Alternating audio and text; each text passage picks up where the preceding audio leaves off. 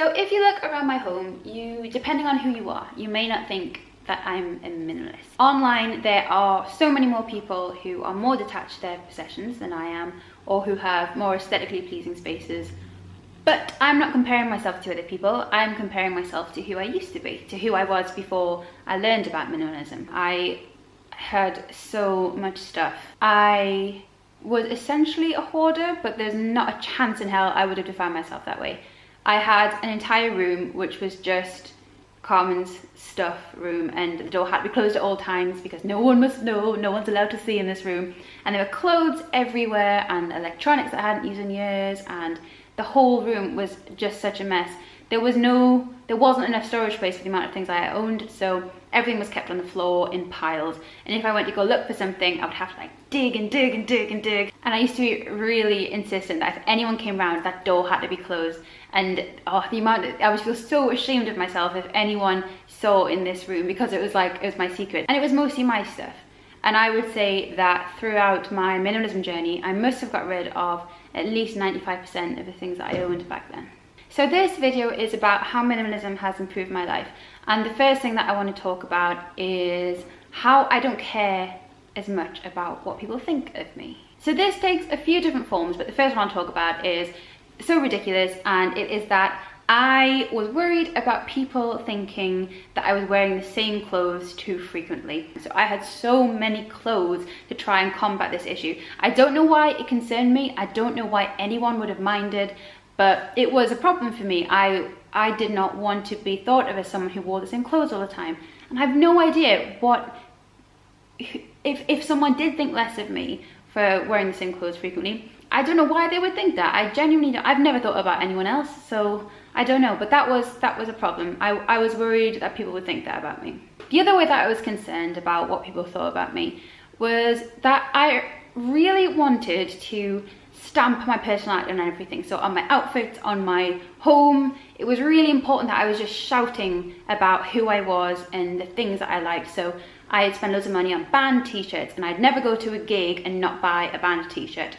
I would have merchandise of different franchises and different TV shows that I liked all around the rooms. I'd have posters of things that I liked, just because I wanted somebody to walk into my house or to be able to look at me and know exactly what I was about.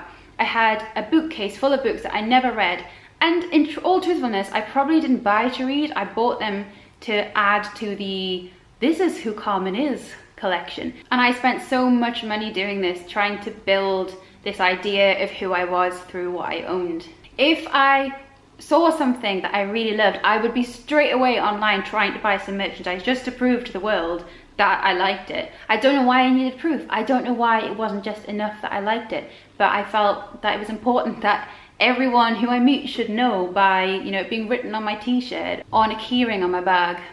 But thanks to minimalism, I don't really feel that way anymore, because I'm quite content that I can just like things and that's all there is to it. And thanks to minimalism, I just don't feel like I have anything to prove anymore, and that is a lot less exhausting and a lot better for my self-esteem, really. The second way that minimalism has improved my life is that I am infinitely calmer. I was very anxious and stressed before, and I don't know whether it was because I didn't really have anywhere to relax, because home was a reminder of all the things that I had to get done. I don't know whether it was just because owning stuff is generally more stressful, I have found. I also have a much better relationship with things around me, because they are things that I chose to keep when I decluttered, and they are things that I frequently go back around the apartment and decide to keep again, which means I'm reminding myself of why I value this thing. So I look after my things better, and I actually love the things that I have rather than just owning them for the sake of it. The third way that minimalism has improved my life, and this is the big one, this really, I'm so thankful I don't think this way anymore, because it was ridiculous. Okay, I'm just gonna tell you. I don't pin my hopes on possessions anymore. So if I wanted to feel slimmer, for example, I would be on the lookout for a dress or a top or some trousers that made me look slimmer. Like, I needed to find something that would make me feel that way.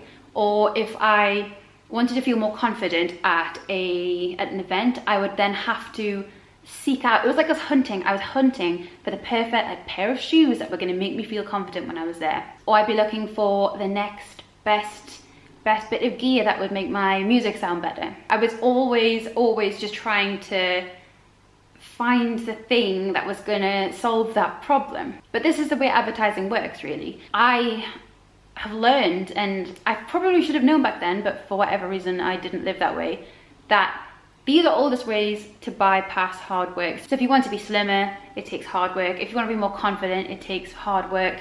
If you want to be, you know, have better tracks, then it takes hard work.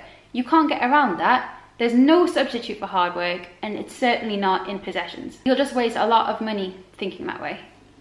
I wasted a lot of money thinking that way. The next way that minimalism has improved my life is that I can work out what is important and what isn't important. And this is massive because I used to be, like, I would spend nights not being able to sleep because I was so worried about work the next day, or, you know, worry that it didn't concern me, at like, you know, will I make enough money this month? Where are we going to live when I'm 35?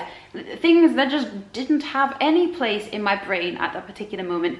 But I was just so consumed by, it was just like my natural state was to be worrying and constantly be ticking over, just thinking, oh my God, what about this? But this could go wrong. Ugh, all this stuff. I just needed to relax. I just needed to relax. There are only two things in this world. There are things that you can't control and things that you can control. If you can't control them, then there is no point in worrying about them because it's not going to do a thing. If you can control it, then take action. Do something about it if you can. And the fifth thing, this is probably the most common one, but tidying and cleaning is so much easier. I can get this whole apartment clean and tidy in half an hour, I'd say, half an hour to an hour, and have it absolutely perfect. And that's from having it sort of very lived in to perfect within an hour, I would say. It used to take me at least a day, maybe 2 days. The sixth reason is that I know why I work now. So there was somewhat of an existential crisis where everything felt futile and I was working really hard, but I didn't really know why, because all I was working for was to pay my rent and pay my bills. And why am I doing this? If I'm just working to live and living to work, then, you know, why? What is the point in what I am doing? So this fun little cycle went round and round in my head for a few years. And then thanks to minimalism, and I learned about the value of experiences. This was really important because I remember having a conversation with my dad where I was talking about, I can't even remember where it was, but I decided not to go away somewhere because if I spent that money on an object, then I could own it for the rest of my life. Whereas if I paid for a holiday, I would go on the holiday and then not be on the holiday anymore. So in my mind, it was worth paying more for permanence. Which I guess, I mean, I can understand my logic, but, you know, memories are, or the way that an experience can change you are permanent. So now that I have goals and I have adventures that I'm working towards, when I'm at work, I know why I'm working. I know why I'm there, and I want to be there because I want to accomplish my goals. When I sat down and actually calculated how much money I needed to do everything that I wanted to do and improve myself as a person as much as I wanted to improve myself, I realized that I was working too much. I was earning not too much money, but I was earning a disproportionate amount to what I actually needed. And I was spending so much of my life working because I worked during the day and then I would work in the evenings as well. And after considering this, I realized that I could cut my evening hours, I could just stop it, and I could come home, you know, early afternoon and actually have an evening and actually get stuff done. I used to think that money and possessions were almost for collecting. I used to think that was why we were working. We were working to own stuff. And it's so not true, because there's very little value you can place on owning stuff, really. With some things like owning a house, I can kind of understand it, because it's not just a house, it's maybe comfort, it's safety. These are important things as well. But when the purchase isn't really supplying you with any of the good, wholesome stuff, then I don't really understand why I put such a priority on it. So now I work less and I live more, and I love my job, and I'm so much happier at work because of it, and I get to relax on an evening, and I am infinitely happier that I made that decision. And again, thanks to minimalism. And the last way that minimalism has improved my life is that I actually put work into myself now, rather than putting all of my work into earning money. I started taking Japanese lessons, and I started working out and making YouTube videos, and I released a song, and I've remembered just how amazing it feels to actually set a goal and accomplish it. I thought that school was this ladder that you climbed, and then, you know, you jumped off it into adulthood, and then you either climbed some other career ladder, or you just did what I did and just bobbed around going, well, I don't know what to do. But I feel the same now as I did when I was a kid. I feel like I love learning new stuff, I love getting new skills, I love investing my time into things and being able to see the evidence for it. So I'm seeing myself become a much better speaker in Japanese, and I'm understanding more, and I love that bit of life. It's one of my favorite things, is surprising yourself, I guess, learning something different. You know, I think, well, certainly when I was younger, I had this idea about adulthood, and it was a state of permanence. You know, when you're growing up, you're physically different every single year. Again, it's a sense of progression that you get as a child. You always feel like you're progressing, whether it's from academic year to academic year, or whether it's, you know, weird one, but whether it's like puberty, where, you know, there's this linear line from one to the other, from, you know, the improved version from who you were. And I felt when I grew up and I left academia that I was sort of lost, because I didn't feel that sense of progression. I didn't feel I was going anywhere, and that was a little bit uninspiring. But to remember what it feels like to do well and to surprise yourself and to be good at something that you weren't good at is the best feeling. And it was genuinely years where I don't think I really felt it.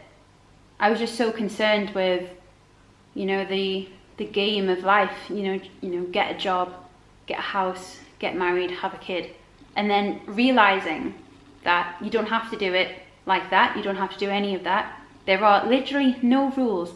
Don't kill anyone. That's probably the main rule. But other than that, as long as you're being nice to people, there are no rules. You can live your life how you want. And that was the most refreshing and game-changing thing that minimalism taught me. So they are the main things that I have minimalism to thank for. What are yours? Please leave them in a comment down below, because I'd love to read them. Literally my favorite topic, so I would absolutely love to hear what you got to say. And thank you so much for watching. Please feel free to subscribe and to follow me on my social media, and I will see you in the next video. Thank you for watching. Goodbye.